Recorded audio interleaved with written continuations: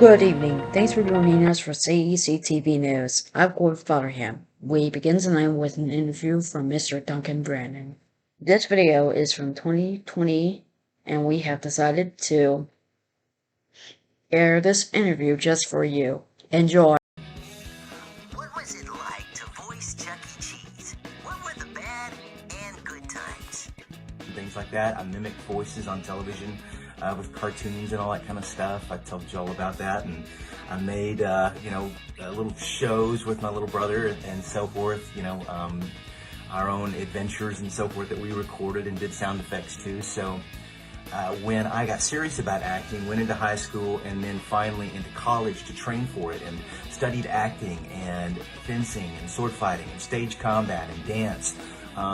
All these things so that I could become the best artist that I could possibly be and increase my chances of, getting hired, and so forth.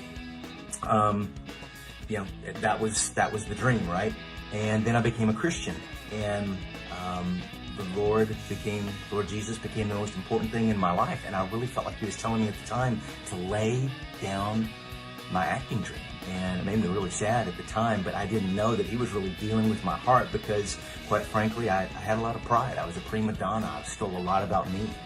And he needed to deal with that. He needed to kill that thing inside of me that wanted attention and fame and all that kind of stuff. And he did. And as soon as he did, he handed the dream right back to me, and that's when the opportunity for Chuck E. Cheese came along. So becoming the voice of Chucky was a dream come true. And with that, though, there came a lot of pressure. Being the lead voice for Munch's Make-Believe Band, I had at least 4 songs for every show that I had to memorize, and if we did a live one, then there was an extra, and then all the dialogue and so forth. And I had to work hard, and I'm not maybe as gifted musically as some people are, so I had to work extra hard. And there was also the pressure of just wanting to do really good for all the fans out there, because you know that they're coming, that they're excited, and that they want to have a good time. And I guess the last thing is just when I lost the job, I was really sad. I was surprised by how everything had gone, and had to work through that. But God was good, and I got to keep my friendship with Jeremy Beledo, and I still get to talk to all of you guys. So. You voiced a lot of CEC-related characters. Which would be your favorite you voiced, and why? So Chucky was the gig, was the dream job. And then I did Jasper's singing voice for the first time for the January '94 show. And then later on, after Bob stepped out, got to do Pasquale and added Pasquale and Jasper. I started doing Munch before Bob left, back in '95, right around there. And out of all of them, of course, Chucky was always the favorite, just because he kind of got the ball rolling, for, I think, voiceover in general. And he always had such a good, meaty part, as an actor. You want script, man. Give me some dialogue, give me some stuff I can work with. And I got to improv a whole lot as him too, and try so many different songs. I learned so many songs doing Chucky. I got such a wider exposure and appreciation to music. It's kind of an education for me in the process, and is just great. Easily Chucky by far. If I had to pick a number 2, I'd pick Pasquale. Just because his voice is so fun to do, Bob West set that bar, and I was never going to try another voice and try to invent something else for Pasquale. I just thought that voice that Bob West had invented was so perfect. I just wanted to try to match it as closely, and so forth. I think if I had tried something else, it would have been a train wreck. So, so Chucky number 1 and Pasquale number 2. Are there any other songs that you'd want Chucky or any other character to sing, but never got to?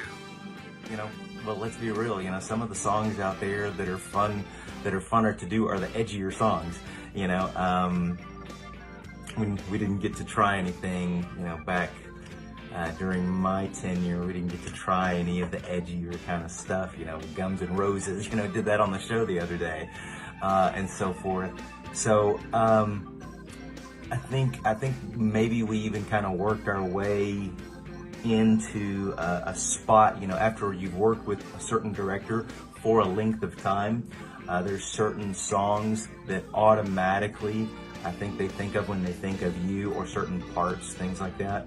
And so after a while, that relationship in and of itself can even become limiting, so you don't get to expand and explore as much as an artist, and so forth, unless you just really push for it. And so, but since, doing the Happy Place broadcast, I've gotten to stretch the old pipes and try new things, as Chucky's voice, and so that's a lot of fun. Did some MJ the other day, Man in the Mirror, which went really well, but I was so nervous about. Are there other songs that I want to do? Yes. I don't know if I want to say what they are yet, though. I don't know if I want to say, because, I'm going to do some of them on the upcoming broadcast. I don't have like this long list. I just, I have like a short list and so forth. And so there's some that I'm working on right now. So that's the best answer I'm going to be able to give for it right now. If you want to know what those songs are, you're going to have to watch the Happy Place broadcast. Finally, what was one of your favorite songs you've ever done? Now, there's a lot of them, so choose a good one. It starts off, I see trees of green, red roses too. I see them bloom for me and you, and I think to myself, what a wonderful world. I see skies of blue, clouds of white, the bright blessed day and the dark sacred night, and I think to myself, what a wonderful world. So the song begins talking about all this beauty in nature that's all around us every day, and that sometimes we get so busy in our lives and stuff, all the things we're focused on, we forget about, and we forget to appreciate life, and we forget to appreciate the beauty that God put all around us, that He painted like a canvas, and then the latter part of the song, it starts turning to people, and it says, I hear babies cry, and I watch them grow. They'll learn much more than I'll ever know. And so it starts focusing on people, and I just think that is so Chucky. Chucky is so all about people and making them happy and bringing joy. And so this song really captures getting to do that. When you talk about having the opportunity, like doing the voice of Chucky and getting to bring so much joy to so many thousands of people over the years, it is really humbling, and it's just a blessing. And the song captures it so well.